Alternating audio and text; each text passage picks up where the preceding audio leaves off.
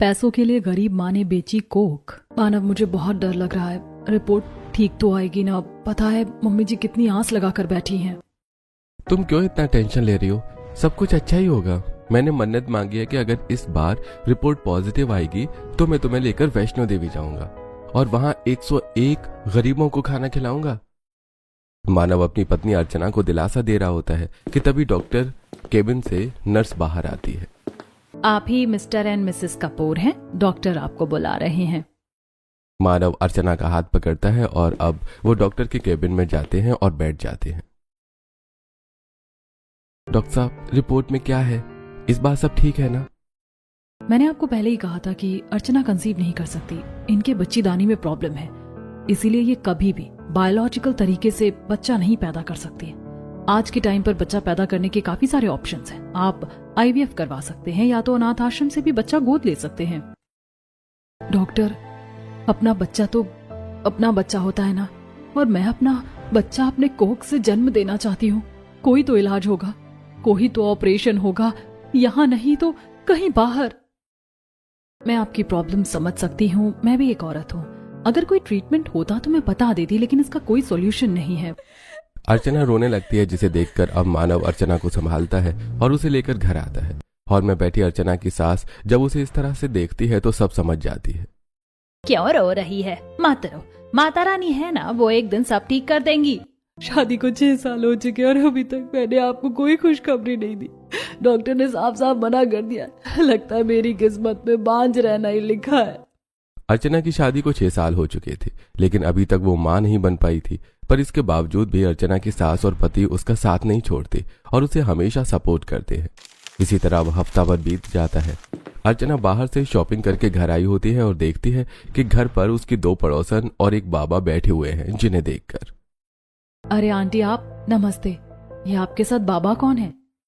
हम कब से तेरा इंतजार कर रहे थे। अरे ये एक बहुत सिद्ध बाबा हैं।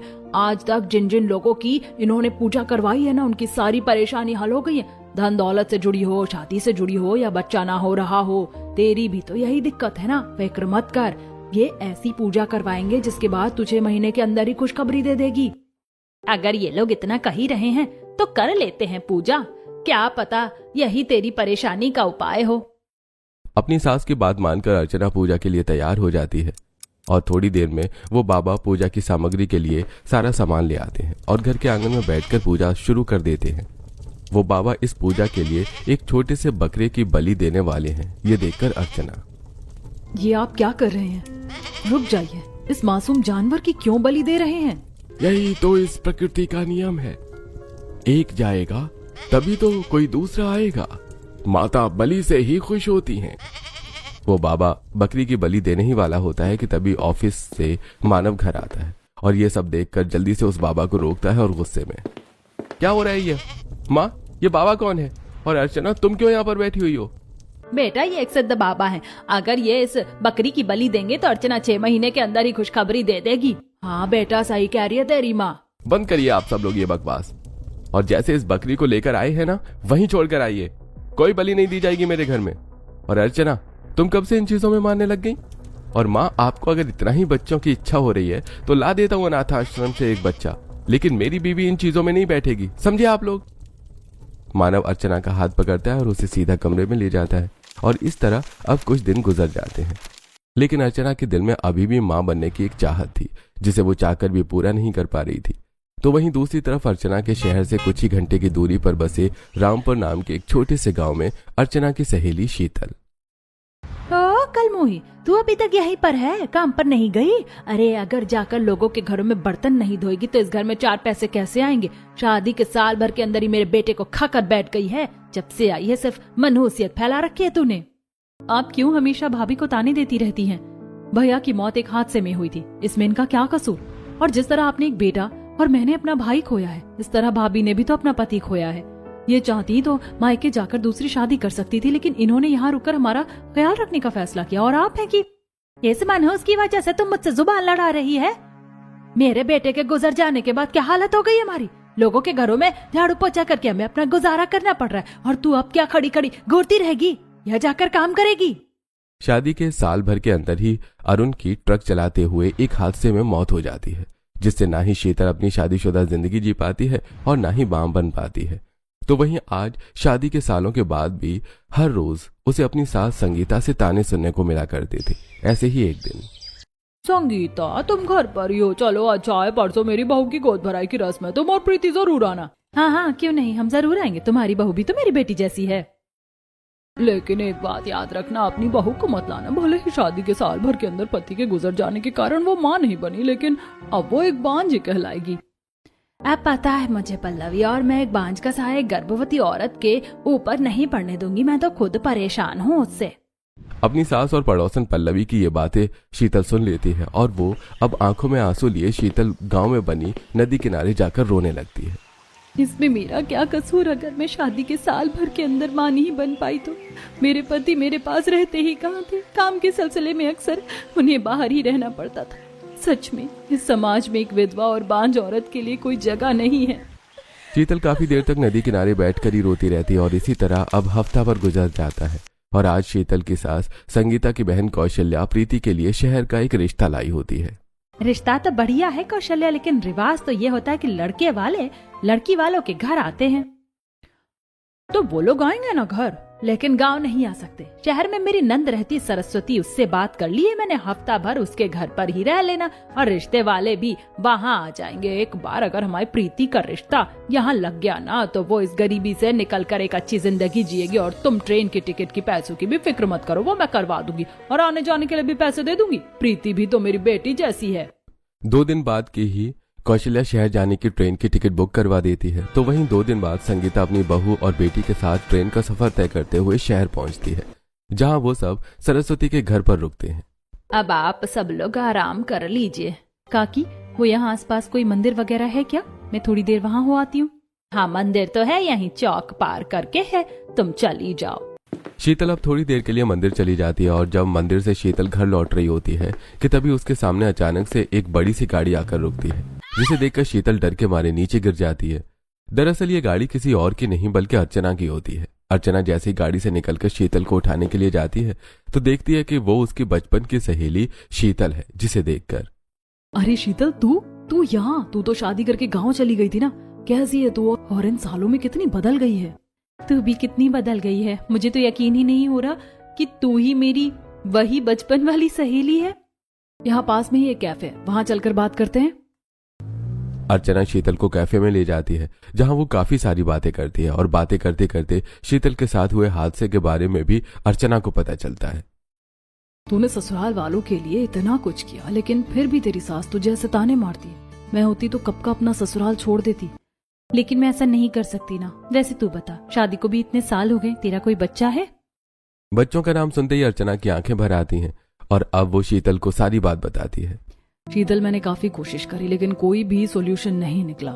लगता है मैं कभी माँ नहीं बन पाऊंगी। भगवान अगर एक रास्ता बंद करता है तो उसके बदले 100 रास्ते खोलता है। वो तो है, मैं भी इसी उम्मीद में हूँ। वैसे मुझे डॉक्टर से मिलने जाना था, तो तू मुझे अपना नंबर दे दे, हम कांटेक्ट में रहेंगे। शीतल अर्चना को अपना कीपैड फोन का नंबर दे देती है और अब अर्चना डॉक्टर के पास जाती है। अर्चना, आईवीएफ हर 10 कपल में से 1 कपल करवा रहा है। इंडिया में अब ये नॉर्मल हो चुका है। तुम भी क्यों ना ये प्रोसेस करवा लो, इससे अंश तुम्हारे पति का रहेगा, बस कोख किसी और की होगी। अगर मैं आपकी बात मान भी जाती हूँ तो मैं ऐसी औरत कहाँ से लाऊंगी जो मुझे पैसों के लिए अपनी कोख बेच सके। आजकल हर किसी को पैसे की जरूरत है, तुम्हें भी कोई ना कोई ऐसी औरत मिल ही जाएगी। घर आकर भी अर्चना डॉक्टर की इन बातों को सोचती रहती है कि तभी एकदम से उसे शीतल का ख्याल आता है और अब अगले दिन अर्चना शीतल को कॉल करके उसी मंदिर में बुलाती है और उसे सारी बात बताती है। मैं जानती हूँ एक औरत के लिए उसकी कोख क्या मायने रखती है, लेकिन मैं तुझे इसके बदले पूरे 25 लाख रुपए दूंगी। तूने मुझे अपनी घर की हालत बताई है, इन पैसों से तो अपने घर के हालातों को ठीक कर सकती है, अपनी सास को एक अच्छी जिंदगी दे सकती है और खुद भी एक अच्छी जिंदगी जी सकती है। जरा सोच इस बारे में। काफी देर तक शीतल अर्चना की बातों को सोचती है और मैं तुम्हें अपनी कोख बेचने के लिए तैयार हूँ। कम से कम इससे मेरी सास और नंद की जिंदगी तो संवर जाएगी और शायद फिर मेरी सास मुझे ताने ना दे। सिर्फ अपने ससुराल वालों की एक अच्छी जिंदगी के लिए शीतल अपनी कोख बेचने के लिए तैयार हो जाती है। तो वहीं अर्चना मानव को भी इस चीज के लिए मना लेती है और अगले दिन शीतल फिर से मंदिर जाने का बहाना करके अर्चना के साथ डॉक्टर के पास चेकअप के लिए जाती है और शीतल के चेकअप के बाद ये बेबी कंसीव कर सकती है, बस आईवीएफ प्रोसेस चालू करने की देरी है। शीतल 1 हफ्ते के लिए शहर में थी और इसी 1 हफ्ते के अंदर डॉक्टर उसका आईवीएफ प्रोसेस कर देते हैं और आज शीतल अपनी सास और नंद के साथ वापस गांव जाने वाली होती है। 15 से 20 दिन में इस आईवीएफ प्रोसेस का असर दिखेगा। तुम अपना ख्याल रखना और किसी भी चीज की जरूरत हो तो फौरन मुझे कॉल कर देना, मैं आ जाऊंगी। हम तुम्हारे ये एहसान कभी नहीं भूल सकते। तुम नहीं जानती कि तुम हमारे लिए क्या कर रही हो। माँ भी बहुत खुश है कि अब उन्हें भी कुछ वक्त में खेलने के लिए एक पोता या पोती मिलने वाली है। बस मैं भी अभी माँ जी को इस बारे में कुछ नहीं बताऊंगी, वरना वो गुस्सा करेंगी। ट्रेन का टाइम होने वाला है, अब मैं चलती हूँ। शीतल अब अपनी सास और नंद के साथ गांव आ जाती है तो वहीं दूसरी तरफ अर्चना काफी ज्यादा खुश होती है। मानव, मैं तुम्हें बता नहीं सकती कि आज मैं कितनी ज्यादा खुश हूँ। बस कुछ महीने और फिर मैं माँ बन जाऊंगी। अरे तो मैं भी तो पापा बनूंगा ना। तुम देखना चाहे लड़का हो या लड़की, मैं उसे बहुत प्यार करूंगा। अब तो बस भगवान से ही प्रार्थना है कि शीतल की रिपोर्ट पॉजिटिव आए। अब भी ऐसे 1-2 हफ्ते गुजर जाते हैं। शीतल हर रोज की तरह कुएं पर पानी भरने के लिए गई होती है कि तभी अचानक उसे चक्कर आने लगते हैं। तुम ठीक तो हो ना? बस वो अचानक सर घूम रहा है। लगता है तुम्हारी तबीयत ठीक नहीं है। काम करो, तुम यहाँ बैठ जाओ। मालती शीतल को कुएं के पास बैठा देती है, लेकिन बैठते ही शीतल अचानक से बेहोश हो जाती है, जिसे देखकर आसपास की सभी औरतें घबरा जाती हैं। तो वहीं मालती शीतल पर पानी की छींटे डालकर उसे होश में लाती है और सभी मिलकर शीतल को उसके घर छोड़ती हैं। सुबह तो बिल्कुल ठीक ठाक गई थी, तो ये चक्कर कैसे आ गए? क्या पता काकी तबीयत खराब हो गई। शाम तक आराम कर लेगी तो ठीक हो जाएगी। शीतल उस दिन पूरा दिन आराम करती है, लेकिन जैसे वो शाम को बिस्तर से उठती है तो अचानक से उल्टियां शुरू हो जाती हैं। ये देखकर संगीता, इसे हो क्या रहा है? कहीं ये मरने तो नहीं वाली है? कुछ अच्छा नहीं बोल सकती हो तो कम से कम बुरा तो मत बोलो। भाभी की कितनी तबीयत खराब है और आप हो कि मैं अभी वैद्य से दवाई लेकर आती हूँ। भगवान, ये क्या हो रहा है मुझे? चक्कर आना, उल्टी होना, ये सब तो प्रेगनेंसी की निशानी है। कहीं मैं प्रेग्नेंट तो नहीं? शीतल अगले दिन ही शीतल अर्चना को कॉल करके सारी बात बताती है, जिसे सुनकर अर्चना अब शहर से ढेर सारे गिफ्ट और चीज लेकर शीतल के ससुराल जाती है। संगीता ये सब देखकर, तुम्हें देखकर लगता तो नहीं कि तुम मेरी बहू की सहेली हो। इतनी अमीर होकर इतनी गरीब लड़की की सहेली। दोस्ती अमीरी गरीबी से थोड़ी ना देखी जाती है। मैं तो कितने सालों से शीतल को ढूंढ रही थी। वो तो अच्छा हुआ कि जब शीतल शहर आई तो मेरी उससे मुलाकात हो गई। वैसे मैं आप लोगों के लिए भी काफी सारी चीज लेकर आई हूँ। आपके लिए साड़ी, प्रीति के लिए सूट और साथ में खाने पीने का भी काफी सामान है। ये बेटा, तुम्हें तो अच्छे से पता है कि किसी के घर जाने से पहले क्या ले जाना चाहिए। तुम दोनों बातें करो, मैं ये सामान अंदर रख कर आती हूँ। संगीता के कमरे में जाते ही अर्चना, मुझे पता है तुम प्रेग्नेंट हो चुकी हो। बस एक बार हमें चेकअप के लिए जाना है। लेकिन माँ जी को क्या बोलेंगे? तुम्हारे गांव में मेला लगा है ना, देखने के बहाने चलते हैं। मेले में तो सुबह से शाम हो ही जाती है। इसी बीच जल्दी से शहर जाकर चेकअप करवा कर आ जाएंगे। मेले का बहाना लगाकर शीतल और अर्चना घर से निकलते हैं और अब अर्चना शीतल को गाड़ी में बैठाकर शहर ले जाती है, जहां डॉक्टर के चेकअप करने में पता चलता है कि शीतल प्रेग्नेंट है। हे भगवान, आखिरकार तूने मेरी मन्नत सुन ही ली। आज जाकर मैं सभी जरूरतमंद लोगों में खाना, कपड़े सब बांटूंगी। जैसे है अर्चना ने मुझे बताया, मैं भागा भागा ऑफिस से आ गया। शीतल, थैंक यू सो मच। शीतल के कंसीव होने पर अर्चना और मानव काफी ज्यादा खुश होते हैं। उसके बाद अर्चना शीतल और उसके ससुराल वालों के लिए काफी शॉपिंग करवा कर उसे गांव छोड़कर वापस आ जाती हैं। तो वहीं इतना सारा सामान देखकर प्रीति, आपकी सहेली तो बहुत अच्छी है। सुबह कितना सब कुछ लाई थी और अभी भी उसने कितनी सारी चीज दी है। ड्राई फ्रूट्स, जूस और तो और घर के लिए भी कितना सामान है। अरे अब इसे लेकर खड़ी रहेगी या मुझे देगी? इन ड्राई फ्रूट्स को तो देख भी मत लियो, इसे सिर्फ मेरी बेटी खाएगी। ये सब शीतल अपने ससुराल वालों के लिए कर रही थी, लेकिन उसकी सास उसकी जरा भी कदर नहीं करती थी। और अब ऐसे ही दिन गुजरने लगते हैं और आज अर्चना शीतल को कॉल करती है। कैसी हो तुम? और जो मैंने तुम्हें चीज दिलाई थी तुम वो खा रही हो ना? हाँ बाबा, मैं खा रही हूँ। मुझे भी इस बच्चे का उतना ही ख्याल है जितना तुम्हें है। कोक भले ही तुम्हारी है, लेकिन उसके अंदर जो जान पल रही है वो मेरी है। वैसे तुम घर का कुछ काम तो नहीं करती ना? डॉक्टर ने स्पेशल मुझे बोला है कि शुरुआती महीने में तुम्हें अच्छे से अपना ख्याल रखना है। हाँ, मैं ज्यादा काम नहीं करती, बस थोड़ा बहुत कर लेती हूँ। अब शीतल अर्चना को नहीं बताती कि उसके सास उसे कोल्हू के बैल की तरह सारे काम करवाती है। महारानी, कल से देख रही हूँ बस बिस्तर पर पड़ी हुई है। नहीं मर रही, तू जाकर काम कर ले। घर का काम भी यूं ही पड़ा है। माँ, मैं कर देती हूँ घर का काम। भाभी की तबीयत ठीक नहीं है। कोई जरूरत नहीं है। 2 दिन से ये काम पर भी नहीं गई। जल्दी से उठकर झाड़ू पोछा कर और खाना बनाकर काम पर जा। अर्चना शीतल को अच्छी अच्छी चीज खाने के लिए दे रही थी वो सब संगीता छुपाकर अपने कमरे में रख ली थी। तो वहीं ऐसी हालत में भी ठीक से खाना न मिल पाने की वजह से शीतल थोड़ी कमजोर हो गई थी, जिससे काफी जल्दी थक जाया करती थी। शीतल, कुछ दिनों से देख रही हूँ काम पर भी लेट आती हो, ठीक से कुछ काम भी नहीं करती। तबीयत तो ठीक है ना? मालकिन, वो बस आजकल थोड़ी थकान रहती है, 1-2 दिन दवाई खाऊंगी ना तो ठीक हो जाऊंगी। ऐसे अब कुछ दिन गुजर जाते हैं। कमजोरी के साथ साथ अब शीतल की प्रेगनेंसी की क्रेविंग भी बढ़ने लगी थी। हर प्रेग्नेंट औरत की तरह शीतल भी अब खट्टी चीज खाना शुरू कर देती है। वैसे तो मुझे कैरी बिल्कुल नहीं पसंद, लेकिन ऐसी हालत में ये कितनी बढ़िया लग रही है। आज तो मैं खाना भी आम के अचार के साथ ही खाऊंगी, सब्जी खाने का तो दिल ही नहीं चाहता। रसोई के पास बैठकर शीतल कैरी खा रही होती है कि तभी संगीता आती है, और जब वो शीतल को कैरी खाता देखती है तो क्या हो गया तुझे, इतना खट्टा क्यों खा रही है? परसों भी तो बाहर आंगन में बैठकर इमली खा रही थी, कल खाने के साथ भी तूने ढेर सारा अचार लिया है और अब कैरी। तबीयत खराब की वजह से मुंह का स्वाद बिगड़ गया है ना, तो बस इसीलिए ही खट्टी चीज खा रही थी। कुछ तो गड़बड़ है, इसका वजन भी थोड़ा बड़ा बड़ा सा लग रहा है। ये खट्टी चीज भी काफी खा रही है, और तो और हर हफ्ते इसे 1 से 2 बार तो उल्टी हो ही जाती है। ये सब तो गर्भवती औरतों के लक्षण है, लेकिन मेरी बहू गर्भवती कैसे हो सकती है? ये जैसी भी है, लेकिन बाहर जाकर मुंह काला करे ऐसी तो नहीं है। शीतल की इन हरकतों की वजह से अब संगीता के मन में धीरे धीरे शीतल के लिए शक बैठने लगा था। तो वहीं दूसरी तरफ शहर में अर्चना आज अपने होने वाले बच्चे के लिए ढेर सारी शॉपिंग करके आती है, जिसे देखकर कलावती, अरे बहू, क्या सारा मॉल ही उठाकर लेकर आ गई है? क्या करूं माँ जी, जो जो अच्छा लगा सब उठाकर ले आई हूँ। पता नहीं कि लड़का होगा या लड़की, इसीलिए मैं तो दोनों के लिए चीज लेकर आई हूँ। बच्चा होने में अभी काफी वक्त था, लेकिन फिर भी अर्चना अभी से ही बच्चों के आने की तैयारी जोरों शोरों से करने में लगी हुई थी। ये रूम कितना अच्छा लग रहा है ना, ये झूला, ये खेल खिलौने, ये गुड़िया, सब कितना प्यारा है।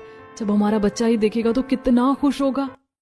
मैं सोच रहा हूँ कि हम थोड़े और खिलौने ले आते हैं, हमारे बच्चे के पास हर तरीके का खिलौना होना चाहिए। अर्चना और मानव काफी ज्यादा खुश थे। तो वहीं आज अर्चना फिर से गांव आती है। अरे आंटी जी, आप क्यों फिक्र कर रही हैं? शीतल बस मुझे गांव ही दिखा रही है, हम शाम तक आ जाएंगे। अर्चना बहाना बनाकर शीतल को अस्पताल ले जाती है, और इस बार जब डॉक्टर शीतल का चेकअप करती हैं तो डॉक्टर, सब ठीक तो है ना? आप इतनी शांत क्यों हैं? सच कहा है किसी ने, जब भगवान देता है ना तो छप्पर फाड़ कर देता है। तुम्हारे पेट में 1 नहीं बल्कि 2 बच्चे हैं। क्या कहा आपने?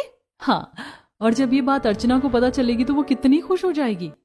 इससे पहले डॉक्टर जुड़वा बच्चों की बात अर्चना को बताती कि तभी शीतल डॉक्टर को रोकते हुए, डॉक्टर, मैं आपके सामने हाथ जोड़ती हूँ, ये जुड़वा बच्चों की बात आप अर्चना को मत बताइएगा। भगवान ने मुझसे मेरा पति और माँ बनने का सुख दोनों छीन लिया।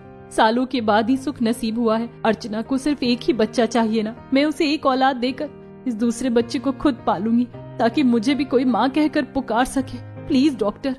शीतल की इस भावना को देखकर डॉक्टर थोड़ी इमोशनल हो जाती है, और अब वो अर्चना को जुड़वा बच्चों के बारे में कुछ नहीं बताती। बेबी बिल्कुल हेल्दी है, बस शरीर में इनके थोड़ी कमजोरी है। मैं कुछ टैबलेट लिख देती हूँ, ठीक हो जाएगी।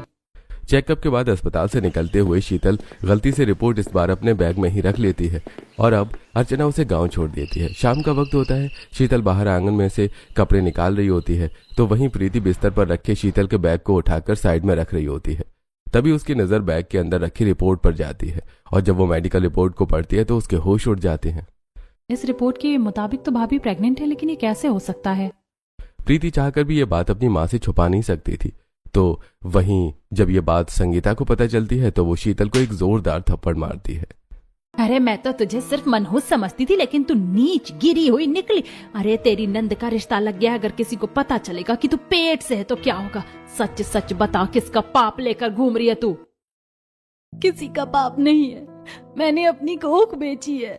शीतल अब जल्दी अर्चना को कॉल करती है और ये सारी बात बताती है, जिसे सुनकर अर्चना और मानव फौरन गांव आ जाते हैं, और अर्चना संगीता को सारी बात समझाती है। मैं इस काम के लिए शीतल को पूरे 25 लाख रुपए दूंगी। वो पूरी तरह से पवित्र है। हमने मेडिकल साइंस का इस्तेमाल करके ये सब किया है। क्या कहा? 25 लाख रुपए? हाँ। 25 लाख का नाम सुनकर संगीता के दिल में लालच जाग जाता है, और अब जैसे अर्चना और मानव वहां से जाते हैं तो वहीं प्रीति अब अपनी माँ के सामने जुड़वा बच्चों की बात रखती है। इसका मतलब उन लोगों को नहीं पता कि तेरे पेट में जुड़वा बच्चे हैं। ये तो बहुत बढ़िया है। 25 लाख के साथ साथ एक बच्चा भी मिल रहा है जो हमारे बुढ़ापे का सहारा बनेगा। संगीता के दिल में सिर्फ लालच ही था, लेकिन शीतल के दिल में सिर्फ बच्चों के लिए ममता। इसी तरह अब दिन गुजरते हैं और धीरे धीरे शीतल का पेट भी निकलने लगता है, जिसे देखकर संगीता अब उसे घर से बाहर निकलने नहीं देती। तो वहीं आस पड़ोस की औरतें, क्या बात है संगीता, तुम्हारी बहू आजकल दिखती नहीं है, कुछ ज्यादा ही तबीयत खराब है क्या उसकी? अरे उसके पेट में कोई दिक्कत है, डॉक्टर ने ऑपरेशन बताया है तो बस उसी की दवाई चल रही है। संगीता आसपास के लोगों से बहाना शुरू कर देती है।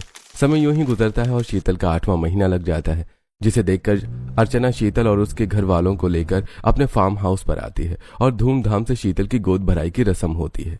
ये सोने का सेट तुम्हारे लिए, जितना हमारे लिए कर रही हो ना, उसके सामने तो बस ये छोटा सा तोहफा है। अपनी बहू को इतना सब कुछ मिलता देखकर संगीता का लालच बढ़ता ही जा रहा था और अब वो पैसों का इंतजार कर रही थी। तो वहीं दूसरी तरफ अर्चना अब एक सगी बहन की तरह शीतल का ध्यान रखती है, उसे शॉपिंग करवाना, योगा क्लासेस ले जाना, अपने हाथों से खाना बनाकर खिलाना, जिसे देखकर शीतल खुश तो थी, लेकिन जुड़वा बच्चों की बात छुपाने का रिग्रेट भी उसके मन में था। वैसे अर्चना, अगर कल को मुझे जुड़वा बच्चे हुए तो तुम क्या दोनों बच्चों को रख लोगी? हाँ हाँ, क्यों नहीं, मैं दोनों को प्यार करूंगी और 2 बच्चों के बदले मैं तुम्हें 25 नहीं पूरे 50 लाख रुपए दूंगी। अर्चना की बात सुनकर शीतल घबरा जाती है और अब वो किसी भी कीमत पर अपने दूसरे बच्चे को नहीं खोना चाहती थी, इसलिए वो न चाहते हुए भी अर्चना से ये बात छुपाती है। इसी तरह हफ्ते गुजरते हैं और आखिरकार शीतल की डिलीवरी का दिन ही आ जाता है, लेकिन लास्ट मोमेंट पर शीतल के पेट में एक बच्चा घूम जाता है और उसकी हालत काफी खराब हो जाती है। चाहे कितने भी पैसे क्यों ना लग जाए, आप बस माँ और बच्चे को बचा लीजिए। हे भगवान, अगर बच्चों को कुछ भी हुआ तो मुझे 25 लाख रुपए नहीं मिलेंगे, अब क्या करूं मैं? माँ की जान को तो इतना खतरा नहीं है जितना बच्चों की जान को खतरा है। क्या कहा आपने? बच्चों की जान को? आप कहना क्या चाह रही हैं? शीतल के पेट में जुड़वा बच्चे हैं? डॉक्टर, सच सच बताइए मुझे। हड़बड़ी में डॉक्टर गलती से सच बोल देते हैं, तो वहीं अब अर्चना के पूछने पर वो उसे सारी कहानी बताते हैं। मैं आपको बताना चाहती थी, लेकिन माँ की ममता को देखते हुए मैं चुप हो गई। देखा मानव, वो हमारे बच्चे को हमसे छीन रही थी। सही कहते हैं लोग कि गरीब कभी भरोसे के लायक नहीं होते। तुम्हारा दिमाग तो नहीं खराब हो गया है? अरे तुमने उस बच्चे को 9 महीने को कोख में नहीं रखा, फिर भी तुम्हें उसे कितना लगाव है, लेकिन जो माँ उस बच्चे को अपनी कोख में पाल रही है, क्या उसे लगाव नहीं होगा? इसमें गलत ही क्या है? अगर जुड़वा बच्चे होंगे तो क्या हुआ, वो एक रख सकती जो उसके बुढ़ापे का सहारा बने। बाहू, जरा खुद को उसकी जगह रखकर देख। तू तो सिर्फ माँ नहीं बन सकती, लेकिन उस बेचारी को तो पति भी नहीं है। बांझ ना होकर भी वो वैसी जिंदगी जी रही थी। अपने पति और सास की बात सुनकर अर्चना को अपनी गलती का एहसास होता है और अब वो डॉक्टर से, आप पूरी कोशिश करिए लेकिन माँ को बचाइए। मैं माँ नहीं भी बन सकी तो कोई बात नहीं, लेकिन मैं किसी की जान को दांव पर नहीं लगा सकती। पेपर फॉर्मेलिटी पूरी करने के बाद अब डॉक्टर शीतल को ऑपरेशन थिएटर में ले जाते हैं, जहां काफी देर तक शीतल का ऑपरेशन चलता है।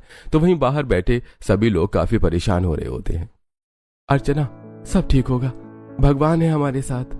थोड़ी देर में ऑपरेशन थिएटर की लाइट बंद होती है और जब डॉक्टर बाहर निकल कर आते हैं तो खुशखबरी है, माँ और दोनों बच्चे सही सलामत है। शीतल को दोनों बेटे हुए हैं। ऐसा कई कम केसेस में होता है। थोड़ी देर बाद आप शीतल और बच्चों से मिल सकते हैं। डॉक्टर की बात सुनकर सभी लोग काफी खुश होते हैं। तो वहीं अर्चना और मानव की खुशी का ठिकाना नहीं होता। थोड़ी देर बाद जब सभी शीतल और बच्चों से मिलने के लिए वार्ड में पहुंचते हैं तो कैसी हो तुम? ज्यादा दर्द तो नहीं हो रहा ना? कुछ दिन आराम करोगी तो पूरी तरह से ठीक हो जाओगी। वैसे ये दोनों बच्चे कितने प्यारे हैं ना, बिल्कुल तुम पर गए हैं। लेकिन इसकी नाक तो बिल्कुल तुम्हारी जैसी लग रही है, और लगेगी भी क्यों ना, तुम इसकी माँ जो हो। मुझे माफ करना शीतल, जुड़वा बच्चों का सुनकर मेरे दिल में लालच आ गया था। सोचा था एक बच्चा लेकर मैं उसे पालूंगी और अपने बुढ़ापे का सहारा बनाऊंगी, लेकिन मैं गलत थी। तुम दोनों बच्चों को रख सकती हो और मुझे इसके बदले कोई पैसे भी नहीं चाहिए। मेरी तरह तुम्हें भी एक माँ बनने का हक है। मजबूरी में आकर तुमने अपनी कोख बेची, लेकिन जब भगवान ने मेरे साथ साथ तुम्हें भी प्रसाद दिया है तो फिर उसे लेने में क्या दिक्कत है? अर्चना और शीतल अब दोनों मिलकर बच्चों को उठाकर अपने सीने से लगाती हैं। तो वहीं ये सब देखकर मानव और कलावती काफी ज्यादा भावुक हो जाती हैं और अब दोनों बच्चों का नामकरण होता है, जिसके बाद अब शीतल जाने की तैयारी करने लगती है। ये देखकर अर्चना, शीतल, जाना जरूरी है क्या? जब तुम बच्चे के साथ गांव पहुंचोगी तो तुम कितने लोगों के सवालों का जवाब दोगी? उस गांव में भी कुछ नहीं रखा। तुम यहीं शहर में रहो, हमारा जो फार्म हाउस है मैं तुम्हारे नाम कर देती हूँ। तुम वहां पर अपनी फैमिली के साथ आराम से रहो। भले ही मैंने शुरुआत में पैसों के लिए अपनी कोख बेची हो अर्चना, लेकिन अब मुझे इन पैसों की कोई जरूरत नहीं। मैं मेहनत करके अपने बच्चे को पालूंगी। तुमने ही तो कहा था कि तुम्हारी तरह मैं भी माँ हूँ, तो क्या मेरा इस पर इतना भी हक नहीं है? पैसे लेने से तुमने मना कर दिया, लेकिन क्या इस बच्चे की अच्छी परवरिश के लिए तुम यहाँ नहीं रुक सकती? हाँ शीतल, मैं दोनों बच्चों को एक जैसा जीवन देना चाहता हूँ। प्लीज यहीं रुक जाओ और लोगों के बारे में मत सोचना, हम सब संभाल लेंगे। जरा मेरे बारे में भी सोच लो बेटा, मुझे भी अपने दो दो पोतों के साथ खेलने का मौका मिलेगा। सभी के समझाने पर अब शीतल उनकी बात मान जाती है। तो वहीं अर्चना और मानव अपना बड़ा सा फार्म हाउस शीतल और उसके बच्चे के नाम कर देते हैं, जिसमें शीतल अब अपने बच्चे, सास और नंद के साथ रहती है। तो वहीं बैठे बैठे इतना सब कुछ मिल जाने पर अब संगीता को भी अपनी बहू से कोई शिकायत नहीं होती और अब दोनों बच्चों को दो दो माँ का प्यार भी मिलता है।